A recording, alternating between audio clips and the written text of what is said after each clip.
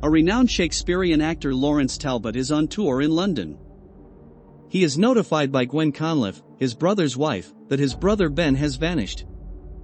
After receiving the message, Lawrence makes his way to the family's Blackmore mansion. As a child, he was taken to an insane asylum by his father, Sir John Talbot. After he sought his mother's unexplained death, he was also cut off from his family ever since.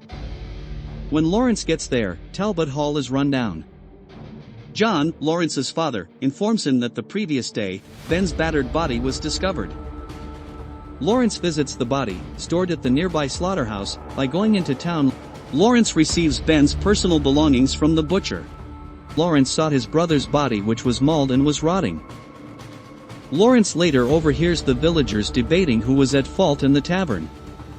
A group of gypsies camped outside the town are held responsible by many. Another says that his father suspected a werewolf and that a similar crime had occurred several decades prior. Ben had a medallion that he had bought from the gypsies among his possessions.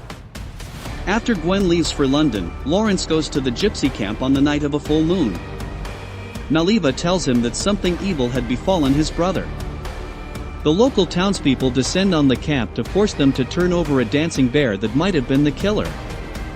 But a superhumanly strong wolf-like creature descends on the camp, slaughtering many people. Lawrence sees a young boy run into the woods. Intending to rescue him, Lawrence follows but is attacked by the creature, who bites him on the shoulder before being chased off by the armed townspeople. Naliva sutures his wounds. Her daughter says Lawrence should be killed, but Naliva refuses, saying he is still a man. Only a loved one can kill him. Gwen goes back to Talbot Hall with the intention of healing Lawrence.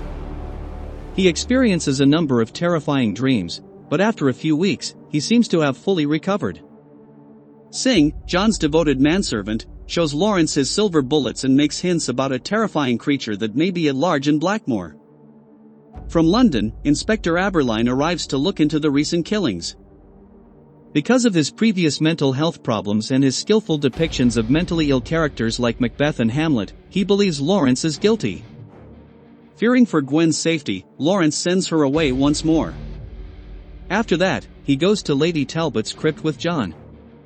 In the tunnels beneath the crypt, he discovers his father in a shrine honoring his mother who has passed away. The shrine has a chair that has been carefully designed to accommodate constraints. John locks himself in the room by himself after telling Lawrence he has been dead for years. Lawrence transforms into the Wolfman as he tries to flee. As he charges through the forest, he murders a number of villagers who set a trap in an attempt to capture the monster. The following day, John shows Aberline and the neighborhood police where a bloodied, stunned human named Lawrence is holed up. Lawrence is brought to the same London institution where he was a juvenile detainee. Dr. Honegger administers electrotherapy and ice packs to him. John pays Lawrence a visit to explain the family's curse. John had been hunting in India many years ago. John went to a secluded location because he was intrigued by rumors of an extraordinary predator that lived in a remote cave. A feral boy bit him in the cave, causing him to become lycanthrope. Lawrence comes to the realization that he witnessed his father, a werewolf, murder their mother. John had come to rely on Singh to keep him in captivity every full moon. The previous month, John broke out, killed Ben, and stormed the gypsy camp.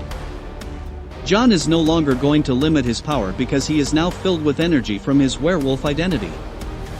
Lawrence is left in the asylum by him.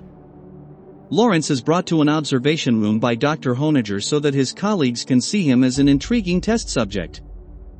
He also tries to convince the observers that Lawrence is nothing more than a man with psychological issues. He was so wrong. Lawrence turns into the werewolf in front of the doctors as the full moon shines through the window.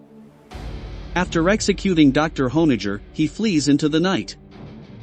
He gets chased by Aberline, who was at the demonstration, and he shoots at him while he dashes across the rooftops. The Wolfman goes in a rampage, murdering people, and then vanishes into the darkness. A human Lawrence pays Gwen a visit at her antique business the following day. They become aware that they are in love. After arriving, Aberline looks about the store. However, Lawrence is already out of sight and has started the arduous trek back to Blackmore. After learning about lycanthropy, Gwen finds Maliva and seeks her assistance. Lawrence cannot be cured, Maliva affirms, and she prays to God to assist Gwen in doing what needs to be done. Aberline follows Lawrence to Blackmore, but he has silver bullets this time. Gwen travels there as well. When Lawrence gets to Talbot Hall, the mutilated body of Singh is hanging in the foyer. He follows John throughout the home while loading a gun with Singh's silver bullets. In the study, he discovers John. John triumphs over Lawrence and the silver bullets are useless. They both turn into werewolves and engage in death-defying combat when the full moon rises. The room catches flames as they struggle during the altercation. John is burned alive when the Wolfman kicks him into the flames and then beheads him. Gwen shows up in the hopes of saving Lawrence. Aberline throws himself at the Wolfman, firing at him. The Wolfman bites Aberline as Gwen runs away with her handgun, but instead of killing Aberline, he pursues Gwen.